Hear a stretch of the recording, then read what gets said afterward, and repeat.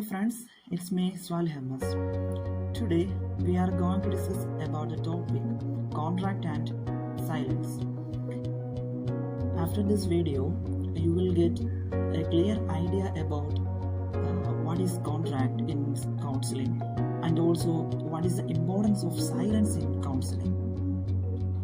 So without any delay, we can directly go to the video. So first of all, what is contract?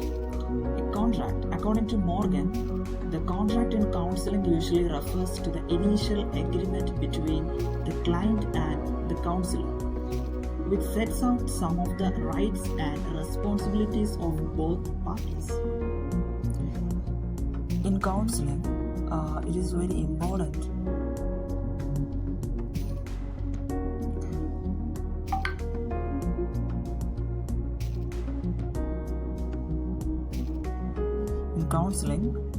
it is very important to have a contract so that the client has the information they need to make an informed choice and to help balance the power dynamic in the therapist-client relationship. It's good practice for the contract to be in writing and to give the client a copy of this to take away with them. Actually, the contract in counseling, it is an agreement to make with the therapist to create a safe and also professional and clearly defined experience between the client and the social worker or the counselor. Now we can look at the aspects of contract. There are two aspects for the contract. The first one is focuses on the process involved in reaching the goal. The second aspect is concentrate on final outcome. Okay, these are the two aspects of contract. In first aspect, it is give importance or preference to the process that are involved in reaching the goal rather than the final outcome.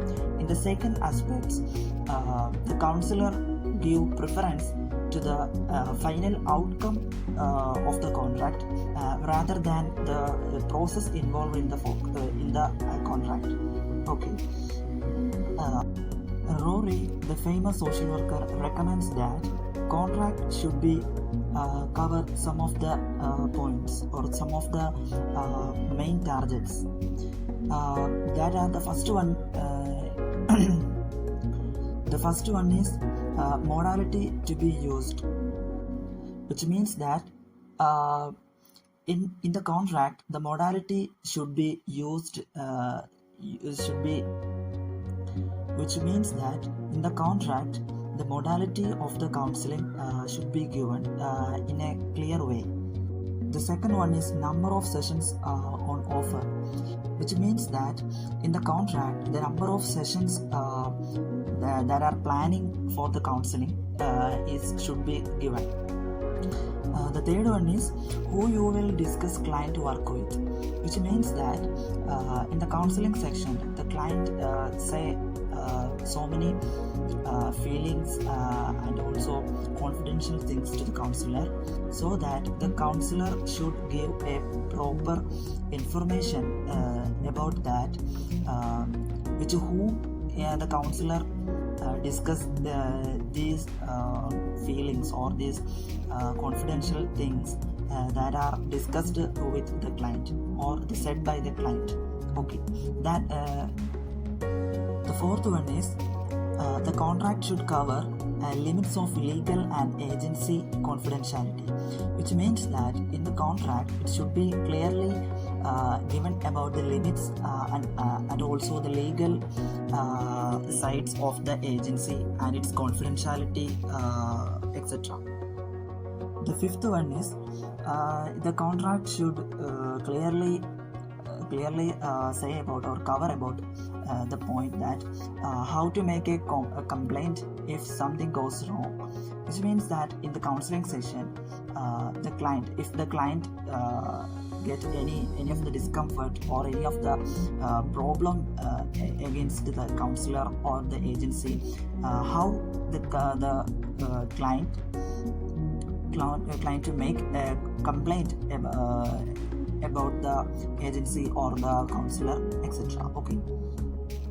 The next point is the contract should cover the terms and conditions for the payment. We know that the social work counseling is a paid profession. So in the contract, it should be clearly mentioned about the payment details of the counseling. The next point is cancellation policy. The contract should cover about the details about the cancellation policy. We know that if the client feel any discomfort with the counselor or with the agency or anything else with regarding to the counseling sessions, so the contract should clearly say about how the client can cancel the counseling sessions. So it should be clearly mentioned in the contract. Okay. So I hope you get a clear idea about what is contract and what it involves. Okay. Now we can look at the topic silence. We know that silence is one of the important technique that is using in counseling sessions. The silence within counseling has been defined as the temporary absence of any overt verbal or paraverbal communication between counselor and client within session. Okay. The silence have so much importance in the counseling sessions.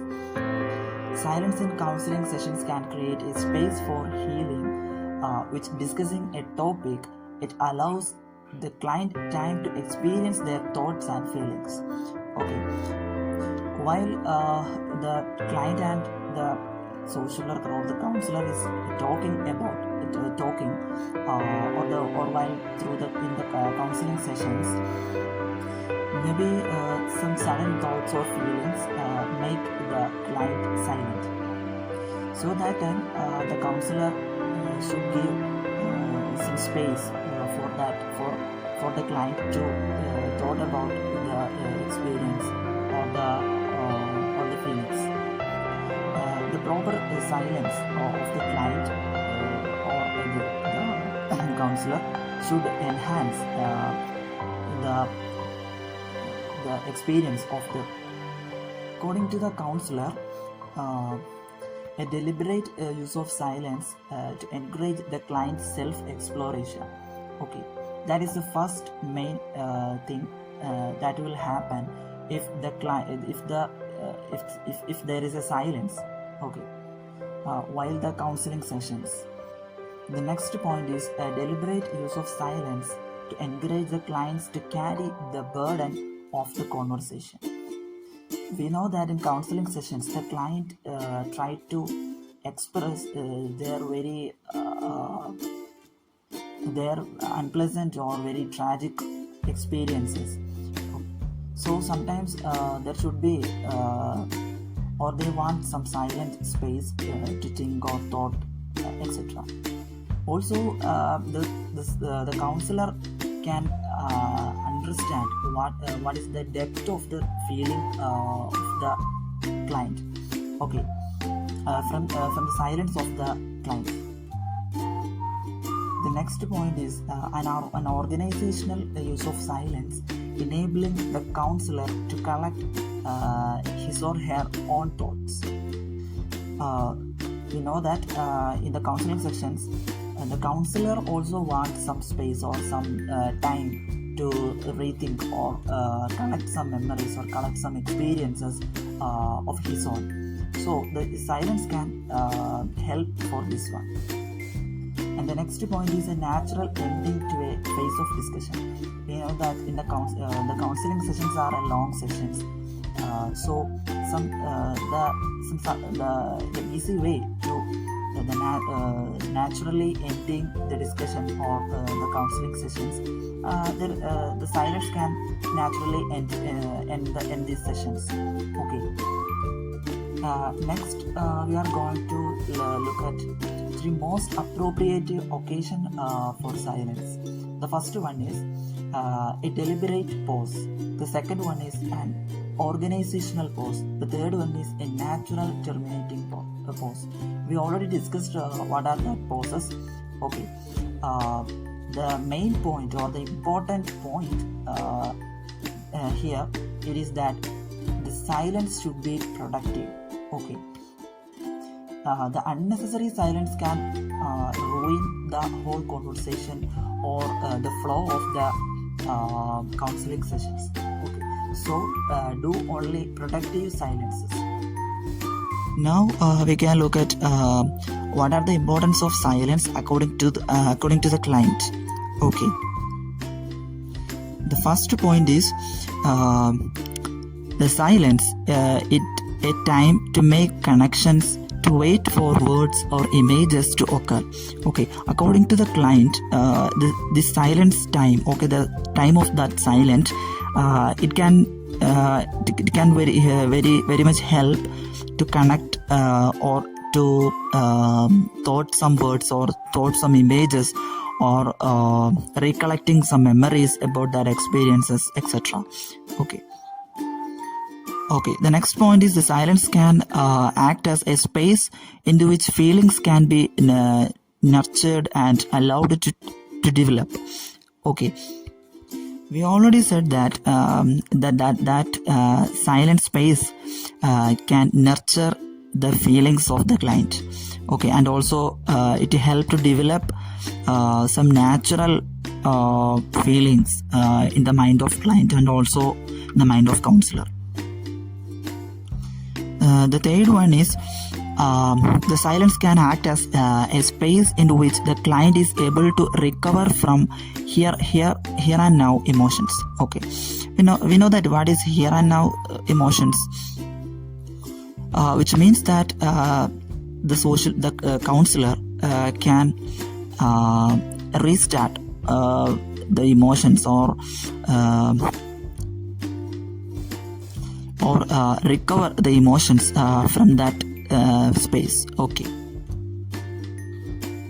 The next one is the silence is an attempt to elicit a response from the counselor, such as satisfying a need for approval or advice. We know that while the counseling sessions, some silence can wait for some approval or advice from the counselor. The client can get some approval or advice from the counselor, or that the waiting space is given by the silence. The last point is, we already said that an organizational use of silence, enabling the client to collect his or her own thoughts, remember events, assess values, and reflect on feelings. Okay. The silent space can recollect the memories and also value the memories, or he get a space for pause and restart his feelings and also the sessions. So these are the importance of silence in a counseling sessions. Okay, I hope you get a clear idea about what are the importance of silence and also what is contract and the aspects of contract and what are the things that include in a contract. Okay, so here we are concluding our session. So okay, bye bye, happy to see you.